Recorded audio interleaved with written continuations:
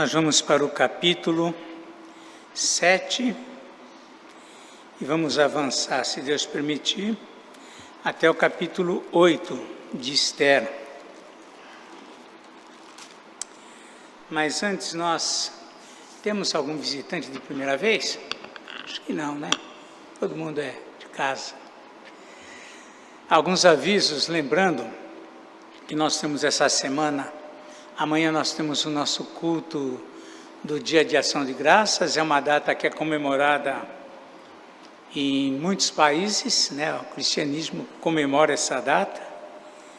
Teremos aqui nossa comemoração, culto de ação de graças. Na sexta-feira nós temos nosso artesanato das mulheres, é o encerramento do artesanato, retornará posteriormente o ano que vem. No sábado, o que nós temos no sábado? Sábado nós temos o aniversário da nossa UPH, também todos estão convidados. Também reservem o dia 8 de dezembro, já estamos falando de dezembro já, hein? Dia 8 de dezembro, segundo domingo do mês, comemora-se o dia da Bíblia. E nós, normalmente, nesse dia, nós fazemos uma caminhada, entregando folhetos aqui nessa área. Nós saímos daqui 15 para as 8 da manhã, 7h45 nós saímos, então é bom que você chegue um pouco mais cedo. Saímos aqui, fazemos uma caminhada, por volta de 8h30 nós retornamos para cá, e aí teremos um café da manhã comunitário, posteriormente temos a nossa escola dominical, isso no dia 8. Acho que é isso que eu tinha para avisar.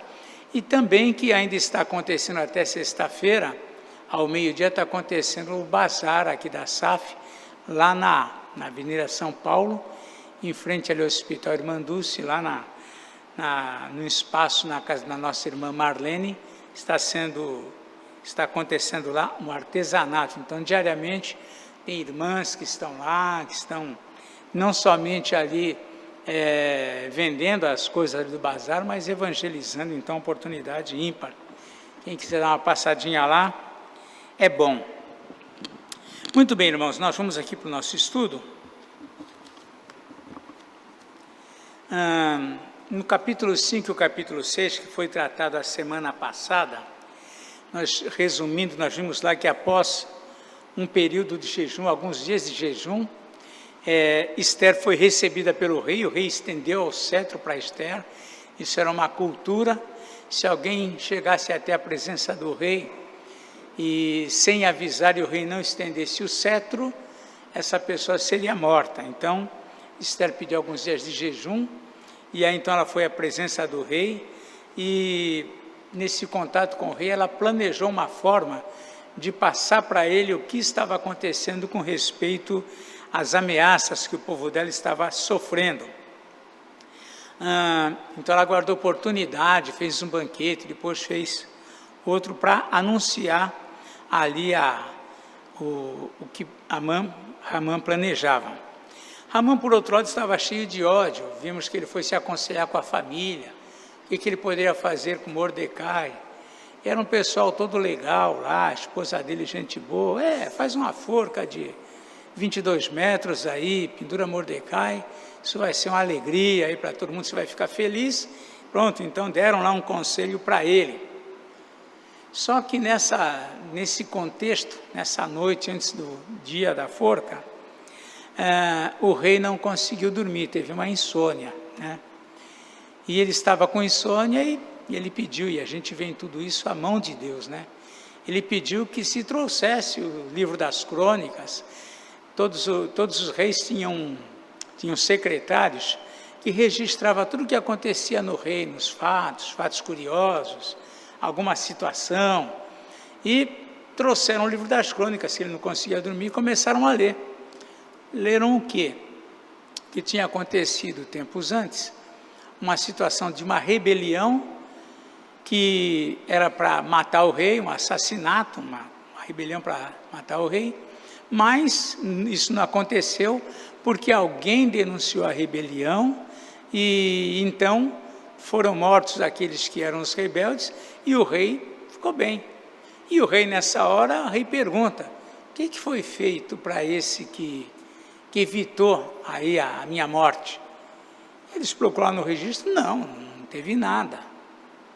Ele falou, daí ele pegou e ficou com aquela informação, disposto a fazer alguma coisa, e no dia seguinte, a primeira pessoa que ia entrar para falar com ele é Ramã, que vinha cheio de motivação para consumar a forca de Mordecai, o enforcamento de Mordecai. E quando ele entra na presença do rei, né, estou só recordando, mas é tão interessante a história que vale a pena a gente recordar, né? Ele chega para o rei, ele chega até o rei, e o rei pergunta para ele: Amã, fala para mim aqui, o que a gente deve fazer a um homem a quem o rei deseja honrar? Ramã falou: só pode ser eu, não tem outra pessoa. O principal entre os príncipes, ele era o principal, era o mais chegado do rei, era íntimo do rei. E aí ele falou aquilo que ele achava que ia ser mais honroso para esse homem, porque na visão era ele. Que esse homem então seja aclamado, que ele vista as vestes do rei, que se ande pela praça, levado pelo príncipe do rei, mais excelente aí, que se declare, se proclame que assim se faz ao homem que o rei quer honrar. E aí o rei falou: legal, mano, gostei da sua ideia. Vai lá e faz isso com Mordecai. Então isso é uma coisa, a gente fala, como é que pode, né? Uma viravolta dessa, né, naquela história. Embora Amã já percebeu que ele começou a cair, porque antes, quando ele descobriu que era da linhagem dos judeus ali, Mordecai, aquilo já abalou a vida dele, os amigos já abandonaram, a mulher já falou: agora fica com você essa história. E no fim, ele saiu ali, passeou, teve que fazer o serviço, vestiu Mordecai com as roupas, engrandeceu Mordecai, e no fim, ele voltou para casa desesperado. E aí foi quando a mulher e os amigos dele falaram: não, peraí, ele é da linhagem dos judeus, então você está perdido. Aí ele entrou em desespero, né? E foi assim que acabou a história lá no capítulo 6, quando nisso chegam os eunucos do rei para levar ele para o segundo banquete, que Esther iria revelar o que estava acontecendo realmente. Então, capítulo 7 vem assim, vem com essa chegada de Amã lá no palácio. Diz assim o capítulo 7: veio, pois, o rei com Amã para beber com a rainha Esther. No segundo dia, durante o banquete do vinho, disse o rei a Esther: qual é a tua petição, rainha Esther, e se te dará? Que deseja? Cumprir-se-á até que seja a metade do meu reino, ainda que seja a metade do meu reino. Essa história de metade do meu reino a gente conhece já, porque lá na morte de João Batista, quando Herodias, a filha de Herodias dançou lá, e o rei Herodes ficou todo feliz, já está alterado, já bêbado, e falou: olha, ficou tão ali exaltado com a dança da sobrinha lá, que ele falou: o que você deseja? Até a metade do meu reino. Foi quando ela pediu a cabeça de João Batista. Então essa ideia dos reis oferecendo até a metade do reino já era uma coisa cultural dos poderosos.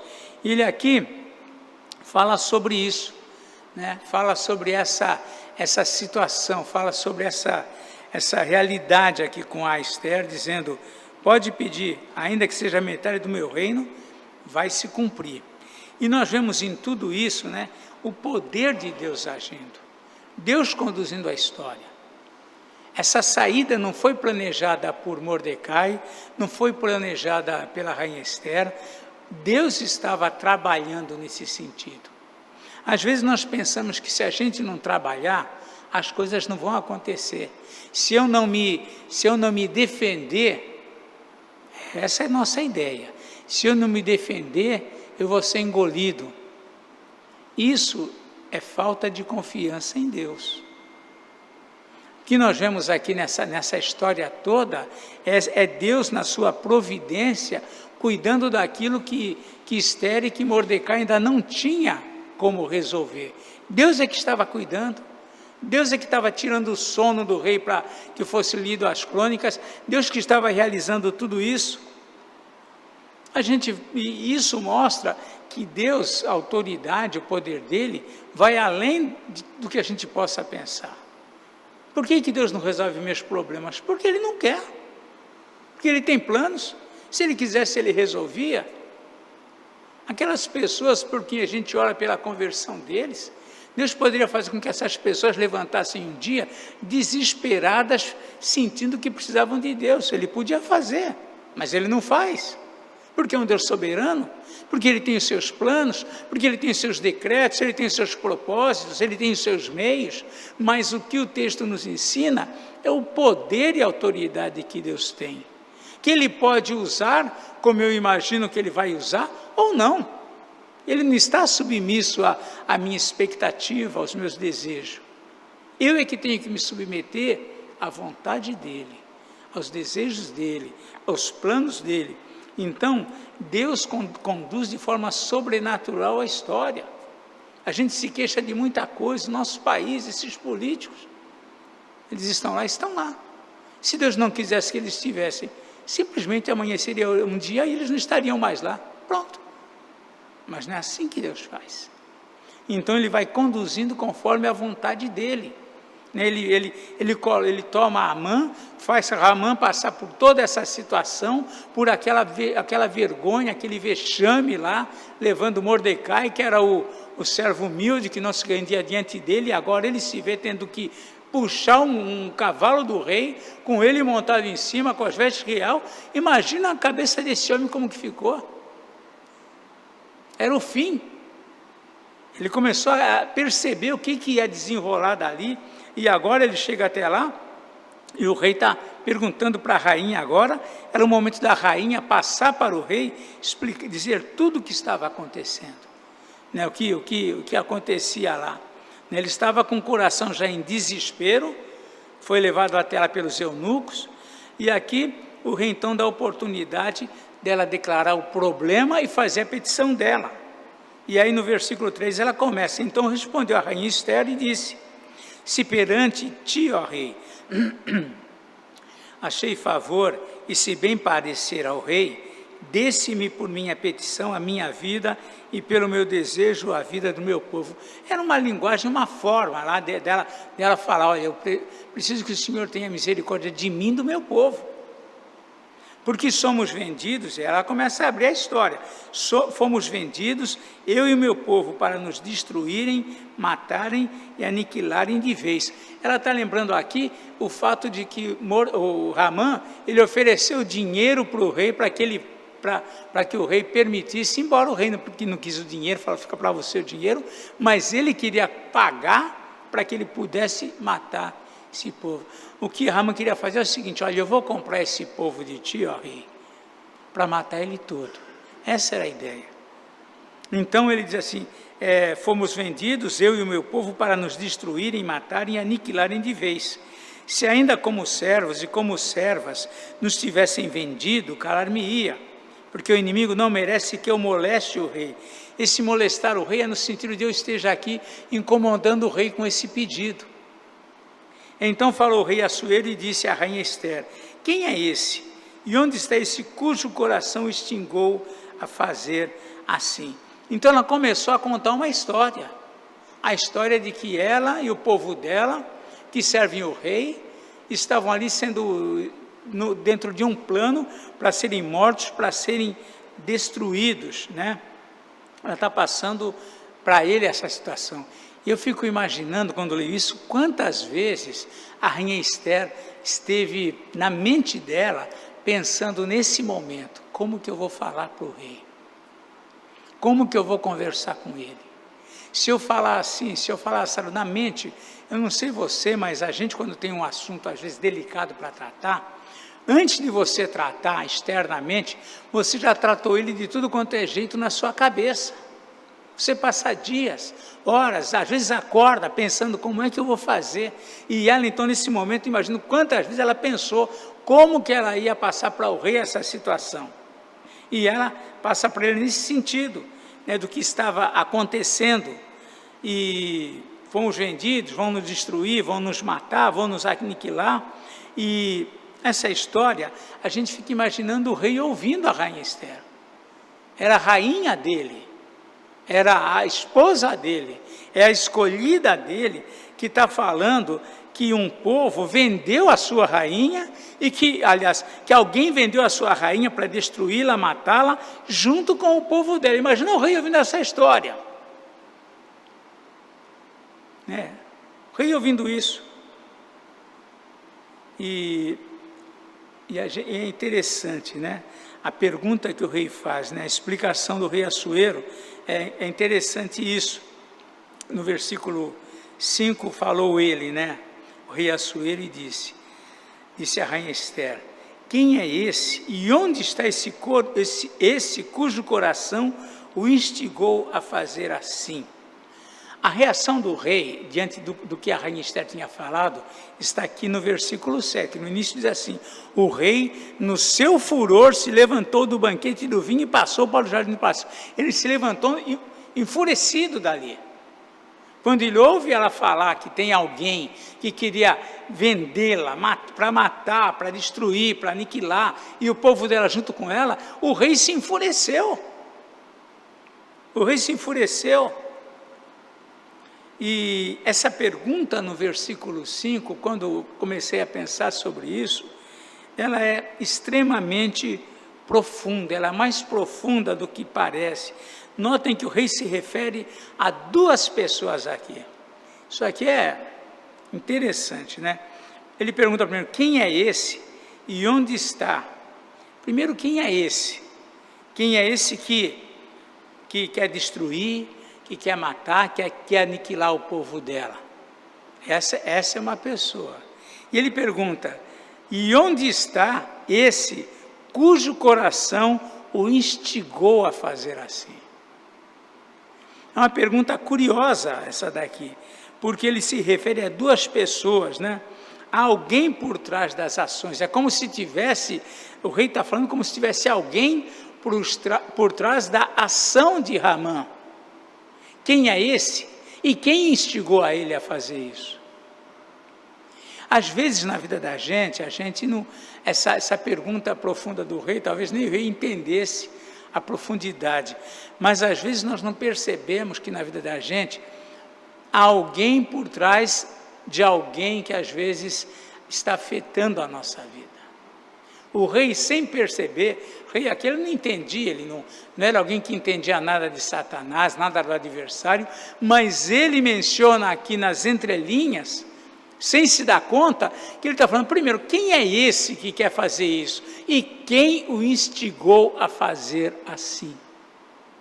É uma pergunta muito interessante. O rei aponta a sua forma de ação, a forma de ação de Satanás. Quem instigou? Instigar é incitar, estimular. Quem o levou a pensar dessa forma? Quem levou ele a decidir isso que ele está querendo fazer? Uma pergunta muito curiosa.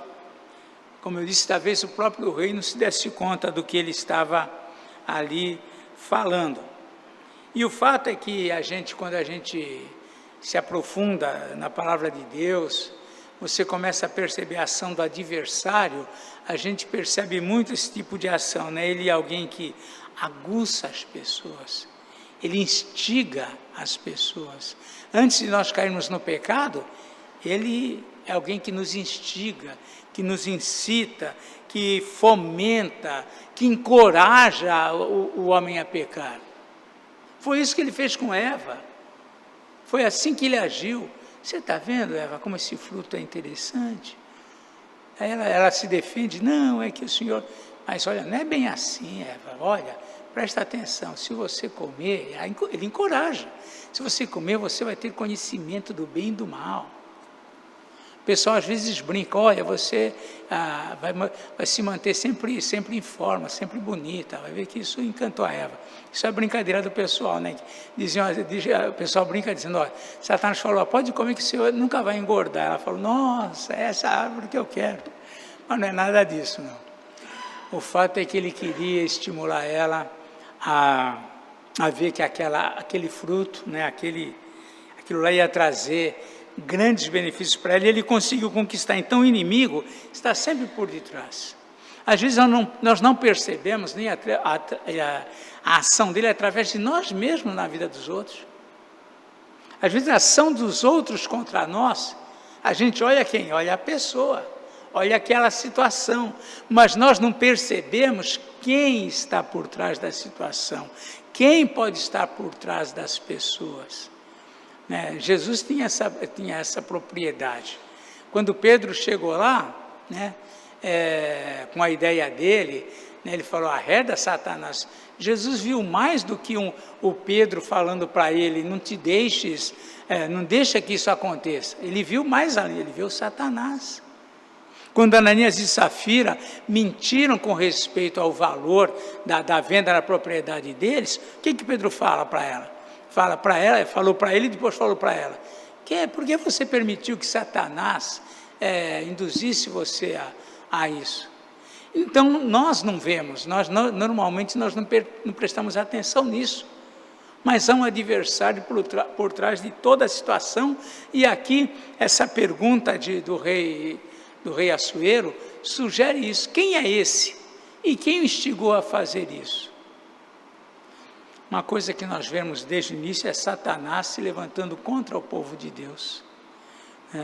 Assuero não sabia disso, mas na pergunta dele parece lá sutilmente sugerir isso. Desde o Éden, Satanás, nosso adversário, procura destruir, matar e aniquilar a vida do povo de Deus. Jesus disse, né, que o inimigo vem para roubar, matar e destruir. Quase que as mesmas palavras são ditas aqui por Assuero com respeito a ele. Muito bem. Então nós vemos que aqui essa situação acabou com o banquete. O banquete acabou aqui, né? Esther, então, aqui nós vemos que quando o rei falou: quem é esse? Esther aponta ali o adversário, né? Verso 6. Respondeu Esther: o adversário, o inimigo, é este mal Ramã. Nossa, imagina. Para a nossa ideia é muito frágil, muito para entender a ira de um rei. A gente, quando pensa em ira do rei, você pensa a ira do nosso presidente, a ira de alguém desse nível. Não. A ira de um rei naquele contexto é uma coisa, significa morte. Significa que você vai ser morto, você não vai sobreviver. Então é algo muito mais elevado a situação do que a gente pode imaginar. Então Ramã se perturbou perante o rei e a rainha. O rei, no seu furor, se levantou do banquete do vinho e passou para o rei, como quem diz, saiu dali, como quem diz: o que eu vou fazer com essa situação? Ramã, por outro lado, aliás diz aqui: Ramã, porém, ficou para rogar por sua vida a rainha Esther, pois viu que o mal contra ele já estava determinado pelo rei. Tornando o rei do jardim do palácio à casa do banquete do vinho, para piorar, Ramã tinha caído sobre o divã em que se achava Esther. Então disse o rei: piorou, aí acabou mais ainda: acaso teria ele querido forçar a rainha perante mim na minha casa? Tendo o rei dito essas palavras, aí veio lá os eunucos lá, cobriram o rosto de Ramã. Acabou. Tudo se voltou contra ele, né? Tudo caiu sobre ele. Então disse Harbona, um dos eunucos que serviam o rei: eis que existe junto à casa de Ramã a forca de 50 côvados, já foi falado, cerca de 22 metros de altura, que ele preparou para Mordecai, que falara em defesa do rei. Olha, 22 metros de altura, dá mais ou menos um prédio, um edifício de 7 andares. Mais ou menos isso. 3 andares por apartamento, aliás, 3 metros por apartamento, 22, um edifício de 7 andares. Era alguma coisa assim, né, extraordinária, para todo mundo ver, para todo mundo assistir, para ser muito vistoso. Essa era a ideia de Ramã, só que caiu contra ele. Então disse o rei, né, aliás, né, Harbona, né, um dos anos que serviu o rei: eis que existe junto à casa de Ramã, uma forca de 50 côvados de altura, que ele preparou para Mordecai, que falara em defesa do rei. Pronto, estava. Então disse o rei: enforcai-o nela. Enforcaram, pois, Ramã na forca que ele tinha preparado para Mordecai. Então o furor do rei se aplacou. Esse é o fim dessa trama preparada por Ramã. Agora, é uma coisa, né, a gente fica pensando aqui. Se Ramã fosse uma pessoa, né, às vezes nós somos que nem Ramã, gente. Mas se a Ramã fosse uma pessoa humilde, simples, ele não quer se curvar, vai deixar ele, problema dele, né? Deixa para lá. Mas às vezes você olha para as pessoas e vê as pessoas tão insignificantes que você fala: o que ele vai poder me fazer? Mordecai era uma pulga naquele reino, diante de alguém tão importante quanto Ramã, que era o principal dos príncipes no reino dos persas ali, diante de Assuero, que era o grande rei. E o que era Mordecai? Era uma pulga. Às vezes nós ficamos dando muita ênfase para uma coisa que não vale a pena você se envolver. Uma coisa que não vale a pena a gente criar um problema, criar uma confusão. Mas nós somos assim que nem Ramã. E quando nós vemos que a coisa é realmente insignificante, aí que parece que a gente se sente afrontado. Quem é essa pessoinha aqui para me tratar assim? Então, essa história de Ramã e Mordecai traz assim traz para a gente essa reflexão, que a gente às vezes se sente muito poderoso. Ramã era muito poderoso, mas ele foi se importar com alguém tão pequeno, só que era alguém que era de Deus, alguém que tinha o cuidado de Deus sobre a vida dele. Às vezes nós nos envolvemos em situações com pessoas e não sabemos quem é essa pessoa diante de Deus, né? E isso tem um peso muito grande. Aqui nós vemos que ele caiu, ele levou sobre ele tudo aquilo que ele planejou contra Mordecai. Muito bem, então tudo aquilo que ele planejou veio contra ele. Foi Deus que fez isso, isso é importante a gente ter em mente. Não foi Mordecai que idealizou essa ideia, não foi Esther que planejou essas coisas. Deus fez com que tudo caísse contra Mordecai. Muito bem. Vemos também outra coisa, né? Que às vezes nós mesmos queremos fazer a justiça, queremos tomar vingança sobre algumas coisas, queremos nós mesmos reagir, nós mesmos revidar, e perdemos de vista Romanos 12,19, que Deus diz: a mim pertence a vingança. Fica quieto. Nós lemos lá no Salmo 37, se os pecadores estão crescendo, deixa eles, não te indignes por causa dos malfeitores.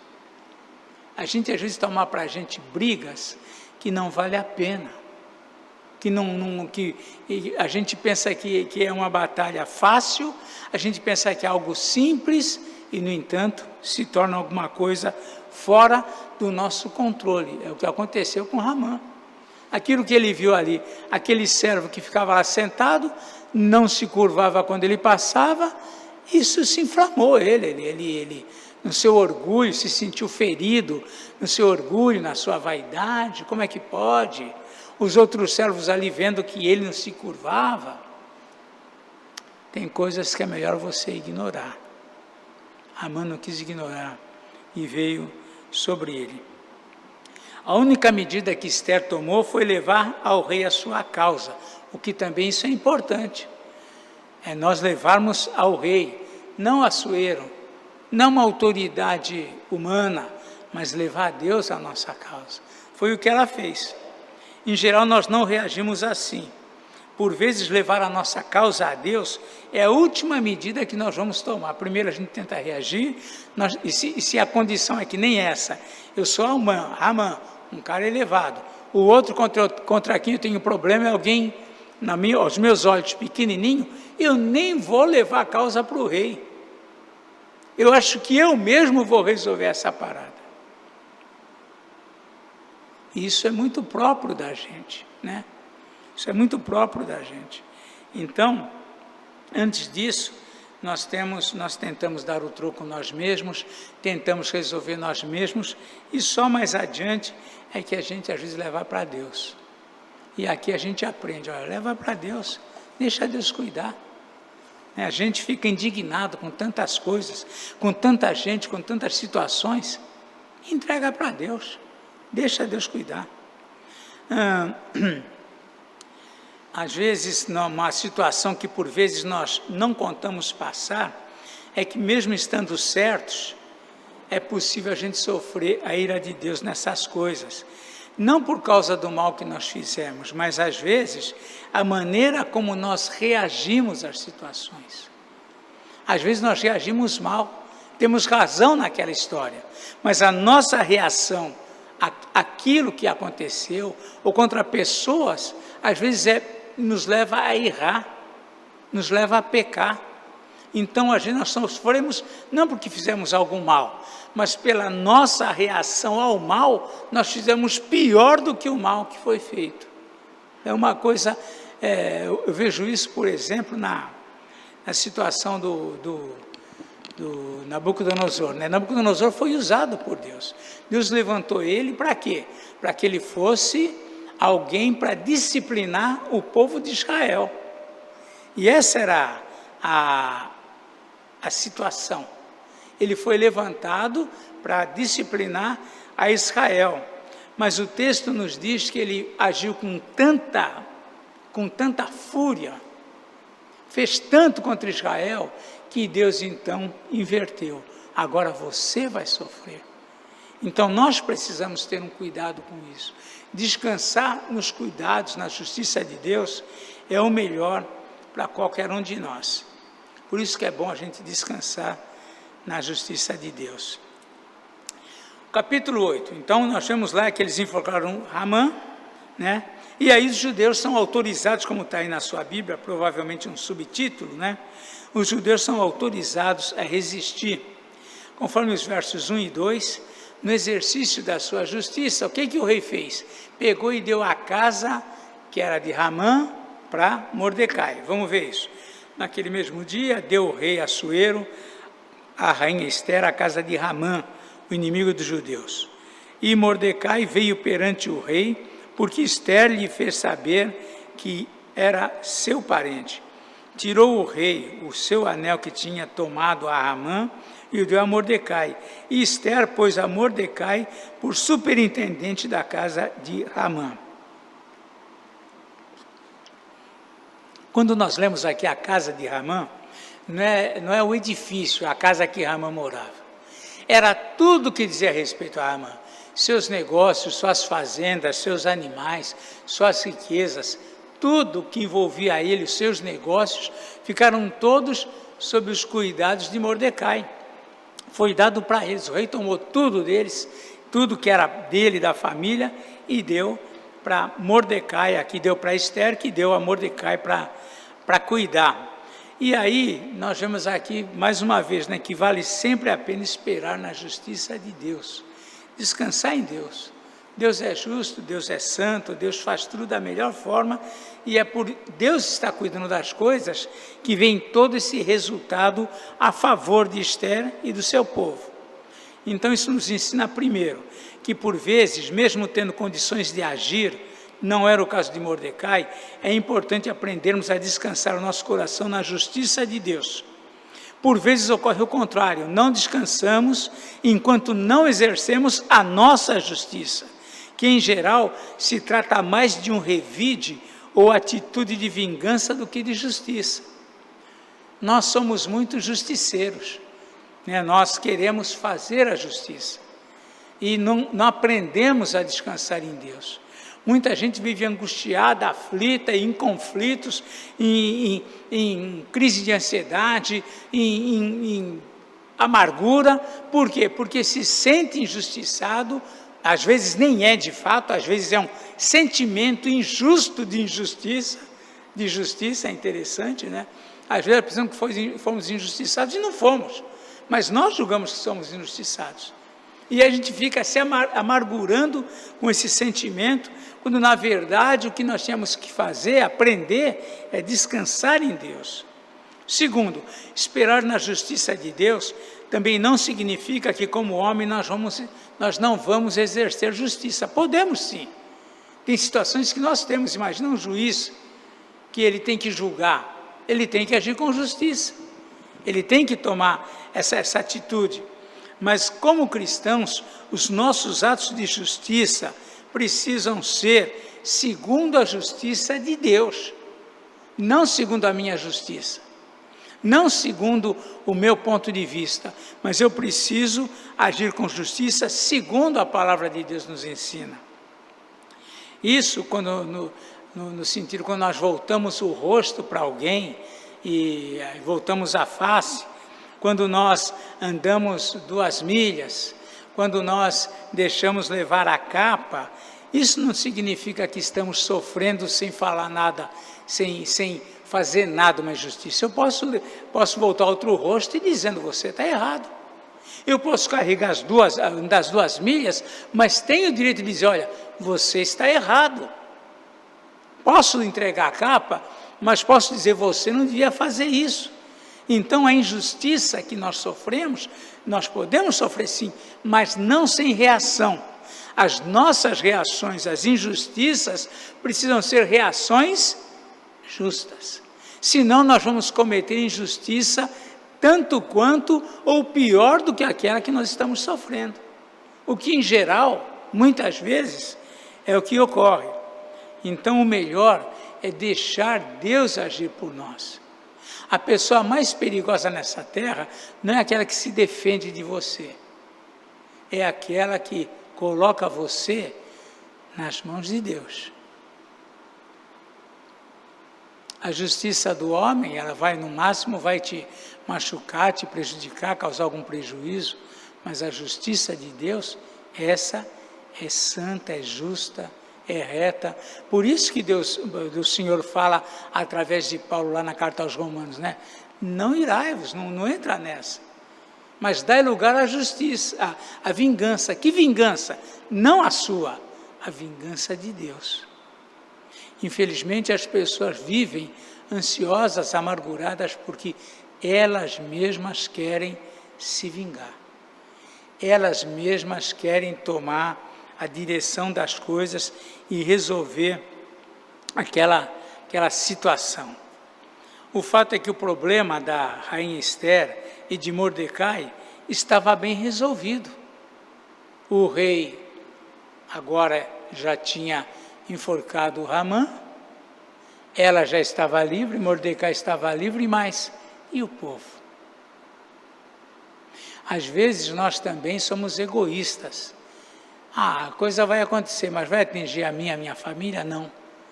Então, a gente às vezes se sossega, a gente às vezes se tranquiliza, vê nisso um benefício. É interessante a palavra que foi a palavra do rei Ezequias, quando Isaías disse para ele, você mostrou todo o reino para o rei de Babilônia, saiba que depois de você, ele virá e vai tomar tudo isso. O que Ezequias falou? Que bom que vai ser depois de mim. Não é bom. Então nós vemos aqui que a rainha e Mordecai, diante da situação, eles não se conformaram com isso. Falou mais Esther ao rei, quando o rei disse, olha, você fica com a casa, Mordecai vai tomar conta e tal. Falou mais Esther aqui no verso 3 perante o rei, e se lhe lançou aos pés, e com lágrimas lhe implorou que revogasse a maldade de Hamã, o agagita, e a trama que havia empreendido contra os judeus. Estendeu o rei para Esther o cetro de ouro, sendo favorável a ela. Então ela se levantou, pôs-se de pé diante do rei e lhe disse, se bem parecer ao rei, se eu achei favor perante ele, se esta coisa é reta diante do rei, se nisto lhe agrado, escreva-se que se revoguem os decretos concebidos por Hamã. filho de Hamedata, ou Agagita, os quais ele escreveu para aniquilar os judeus que há em todas as províncias do rei. Que se revogue isso. Foi firmado um decreto, se revoga o decreto. Essa era a proposta dela. Na sua visão, isso seria fácil, apenas fazer um decreto contra o decreto. Essa era a ideia que ela colocou. E a gente percebe nisso, né, algumas coisas assim. O rei falou, não pode ser assim. Às vezes nós queremos que Deus faça alguma coisa também, como a gente quer. Às vezes a gente já desenhou o resultado que a gente quer, como é que a gente quer que as coisas se desenrolem, mas não é assim. Deus é que sabe como as coisas vão ser feitas.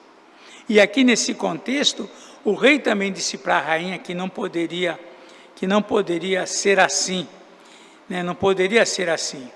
É interessante, Deus, ele age, isso é muito interessante. Deus, ele age segundo a vontade dele. Ele podia resolver facilmente os problemas.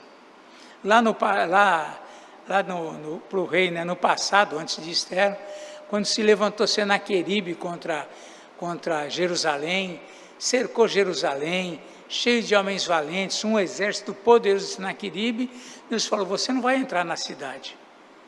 No dia seguinte, o que aconteceu? 185 mil homens amanheceram mortos.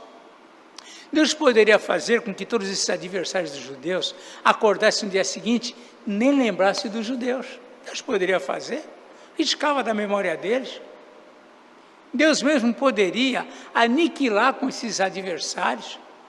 Às vezes nós queremos que Ele faça assim com os nossos problemas, que Ele estale os dedos e o problema desapareça. Quantas situações hoje alguém está vivendo, cristãos estão vivendo, que eles oram a Deus e a expectativa seria essa, que Deus estalasse os dedos e resolvesse, mas Deus não faz assim. Ele pode fazer assim? Pode. Às vezes Ele faz, às vezes de fato os problemas da gente simplesmente se dissolvem, mas nem sempre é assim.